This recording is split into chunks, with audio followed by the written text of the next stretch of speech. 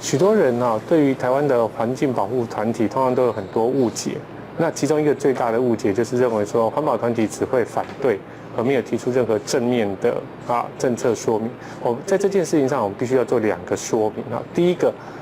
民间组织本来它就是针对政府的公共政策进行相关的监督，包括公部门、私部门，所以它并没有那个实质的义务，说它要去提出什么样子的公共政策。他必须有一个义务，是他必须代表人民的心声去反对、去监督政府的公共政策在执行过程里面所造成的各式各样的社会的不正义或环境的不正义。可是即使是这样子，全世界各国的 NGO， 包括我们台湾环境保护联盟在内，我们其实也还是很积极的去提出所有针对环境议题的可能的解决方案。那么针对台湾的能源问题，大家都喜欢讲说，台湾有90%的能源仰赖进口，那么台湾有一定程度上的能源的依赖，那台湾要经济发展，能源是一个很重要的关键。那到底在废除核电之后，我们有什么方式可以去仰赖，可以去发展我们的能源？那么其实这些事情都证明了说，台湾的科学知识就如同我刚才所说的，在一定程度上是被垄断的。全世界各国其实在能源发展的过程里面，特别是在1970年代的能源危机之后，已经开始面对了能源不足的一个问题。所以大概有几个解决的方案。最简单的解决方案，最直接而明确的解决方案就是改变我们的节能设备。其实台湾的整个的电力产业跟整个的能源产业，事实上是非常高耗能的。我们的输电系统、我们的配电系统，其实都一直是处在一个耗能的状况。那么政府其实只要有心，尤其因为我们的电力公司是国营的，只要他愿意，其实他可以改变我们的输配电的系统。我们目前有将近60%以上的电是耗损在输电的过程里面。那么这样的一个耗损，其实是可以透过系统性的转变新的电网的设计而改变。然后再来就是说，家户里面的电力的使用，我们现在使用110伏特，事实上是相对程度上比较耗电。可以改成220伏特的时候，那个耗电量就会相对减少。那当然还有很多其他的节能设备，包括智慧型电网的设立跟智慧电表的设置，在家户里面，我们本身就可以造成相当大的省电节能的设备。可是过去就如同我讲的，台湾是一个国家垄断的一个资本结构。台电垄断了所有的发电系统，所以台电为了自己赚钱，所以他当然不会去鼓励，不会去要求所有的民营单位、所有的家户去使用所谓的节能设备。所以这是第一个我们要先去打破的。那第二个，我们在谈到就是说，当然是谈就是在需求面的部分，在供给面，其实台湾不见得是一个能源缺乏的国家，关键在你愿意使用什么样的能源。比方说台湾有非常丰富的风力发电跟太阳能，我们的整个台湾作为一个北回归线所通过的岛国，其实我们的太阳能的产量应该是相当的高的，可是我们国家在这个部分的使用是非常低的。那当然，我们的目前的太阳能的使用方式呢，我们是比较擅长于把太阳能直接转变成热能因为台湾比较热所以我们直接是用热能转换。可是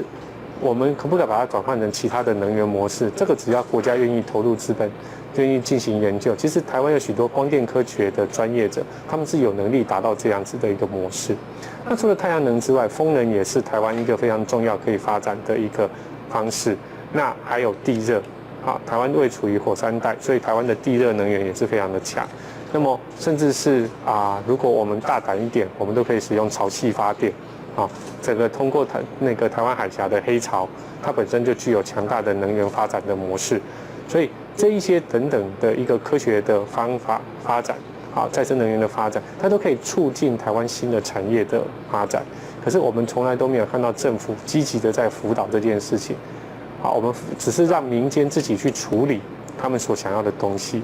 那这个其实是一个非常大的错误，政府必须要积极的去努力去营造一个新的产业发展的结构模式。缺乏新的产业发展的结构模式，我们就没有办法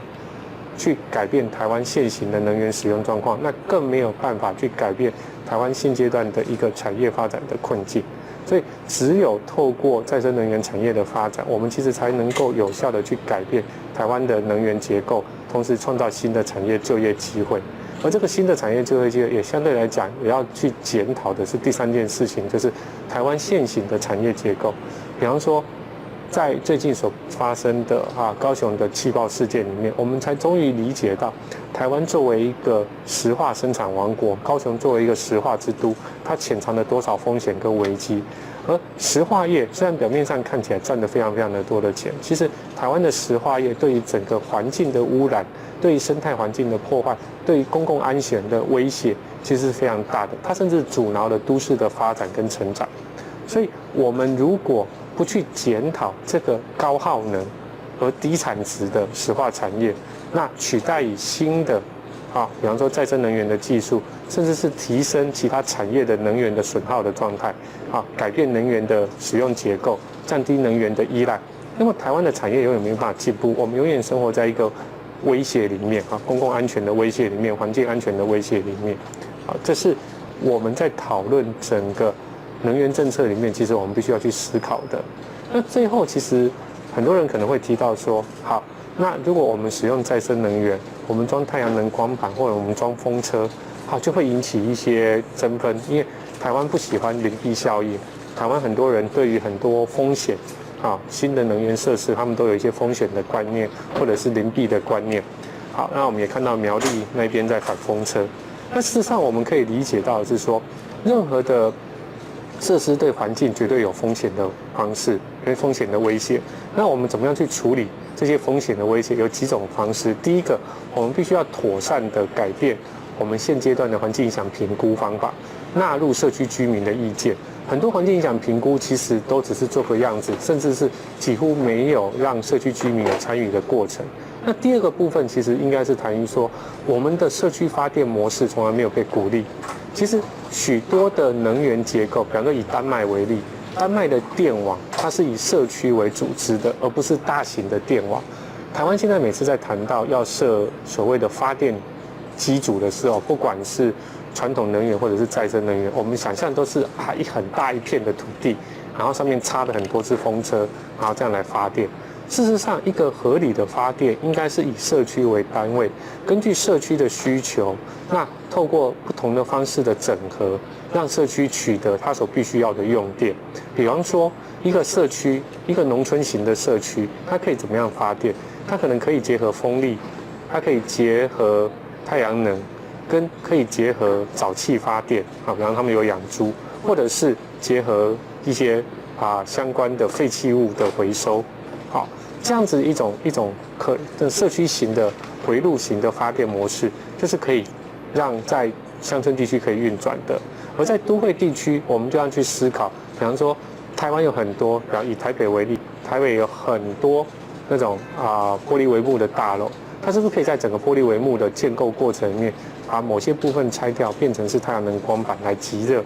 那这样的一个集热过程里面，它就可以转变成电能。那一方面降低内部的热能的使用和损耗，一方面提升相关的热能的能源的使用。这些等等的技术跟社区型的产业的发展，社区型发电发展，这个都是我们应该去思考的。像其实有很多老师也提到了一些不同的发电模式，比方说有一些步道，我们的人行步道，你走在上面，你只要用力走踩下去，它就有可能产生发电的可能性。好，这些的技术都在国外都已经引进了，而且已经使用了。那我们为什么不这样做？好，这个就是涉及到国家产业的结构的问题跟思考。那最后，其实我们要去讲的就是说，台湾的都市计划体系，台湾的都市设计有没有能够配合整个能源产业的发展？好，台湾在日本殖民统治之下建构的台湾现阶段的都市体系。那日本人对于台湾的都市体系的想象，他们其实是以太阳杀菌的方式来运作，所以我们的旧的市区大部分都是东西向的新建，以至于我们都有西晒的问题。而建物西晒在日本，因为它气候比较寒冷，所以太阳西晒其实是可以确保室内温度在冬季可以维持一个比较温暖的状态。可是，在台湾，它就会变成是一个热的来源。所以我们怎么样子改变都市规划的结构，怎么样子重建整个的都市体系？那么在已经既有的旧社区，我们怎么样子透过建物去加一些遮阳板等等的这样一个拉皮的措施，改变都市内部的耗能，这个都是我们可以去运作的。所以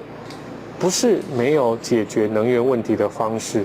关键在于政府你愿不愿意做，你愿不愿意接受一个以社区为主导的这样模式，去发展一个可行的多元的电力结构，而不是只是仰赖单一的大型电厂的一样模式。随着社会时代的潮流的转变，其实这样子一种以社区为单元的多元性的一个能源使用的模式，事实上已经是一个社会国际发展的潮流。